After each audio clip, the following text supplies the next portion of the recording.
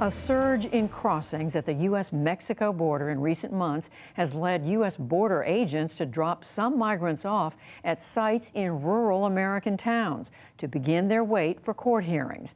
As special correspondent Dan Lieberman reports, these towns often lack the means to cope with the influx, even though aid groups have stepped in to help. Hola, buenas tardes.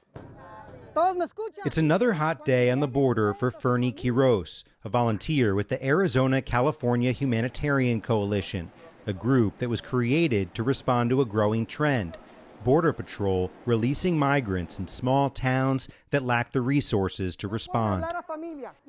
They have nowhere to call, where to go. They don't even know where the bus station is at. Where's an airport? Where's a local hotel?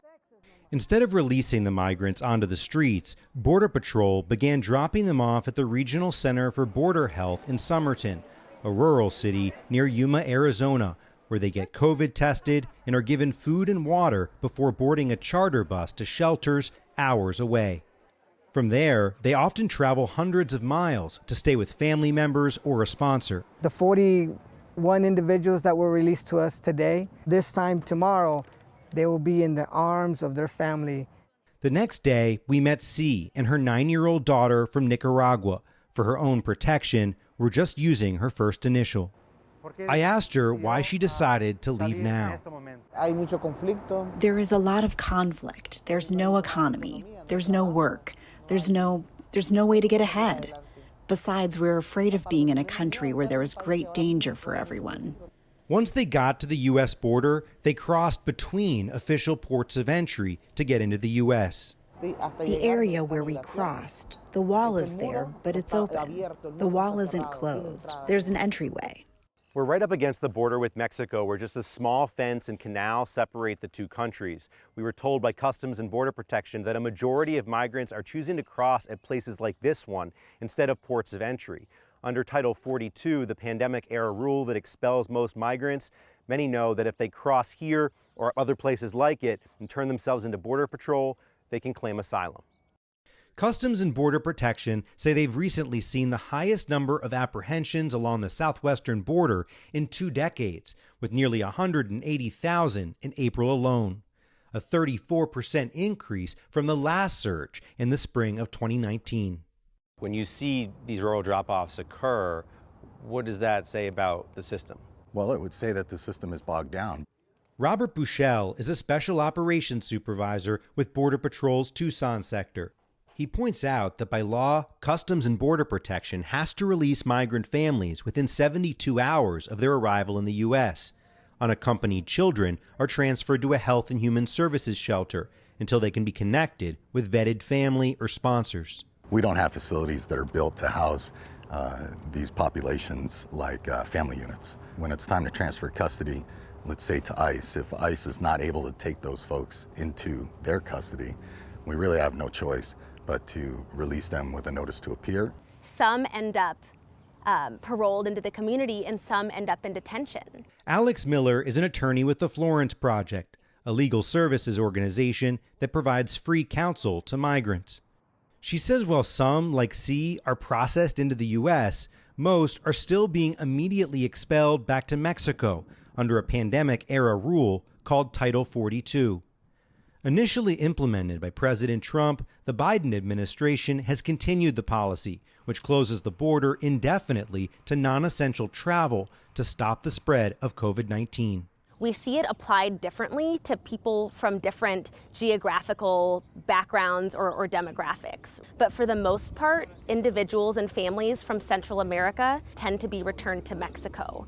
And folks from further afield, from South America, end up getting put into normal immigration proceedings. Some residents of this Arizona border community have been frustrated by the releases, seeing it as one more symbol of a broken immigration system. If people don't see it as a crisis, it's probably because they haven't seen it. John Bolts is a fifth-generation produce farmer in Yuma County who struggled to maintain a legal and reliable workforce. Right now the message is, come cross any which way you can and seek asylum, and we'll put you up in a hotel. That's odd. That's not a great way, and it makes Customs and Border Protection's work that much more difficult. What we would like to see is legal commerce at the border, legal traffic at the border, not the situation we have today. He says many of his own workers, some of whom cross the border every day, are as frustrated as he is. To legally immigrate into this country, if you want to work in agriculture, that takes months, years of applications, tens of thousands of dollars. So it can be frustrating to see somebody else getting a much easier path.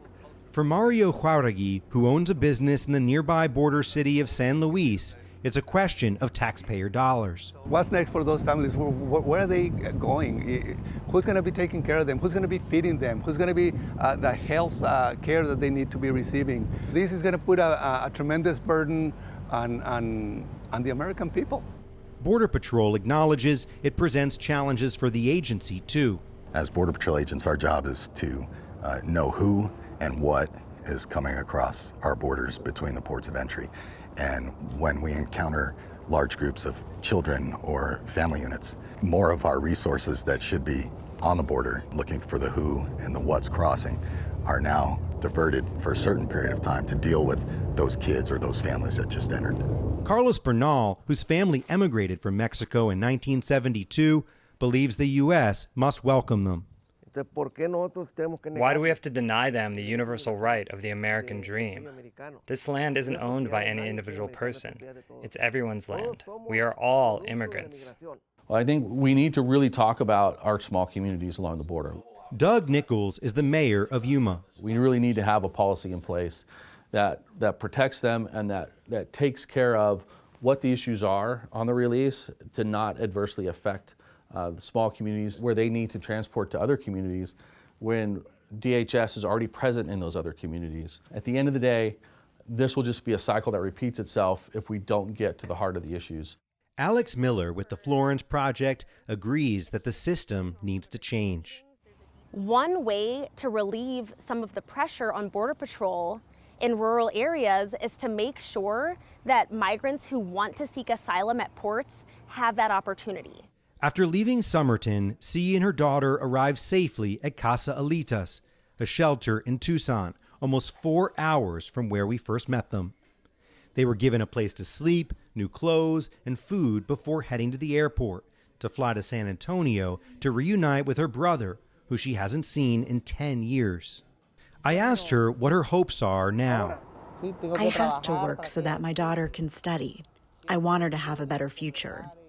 I feel happy to have had the opportunity to come to this country.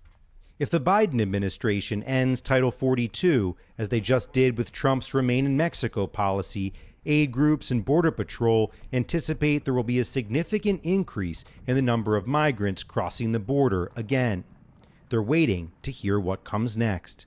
For the PBS NewsHour, I'm Dan Lieberman in Arizona.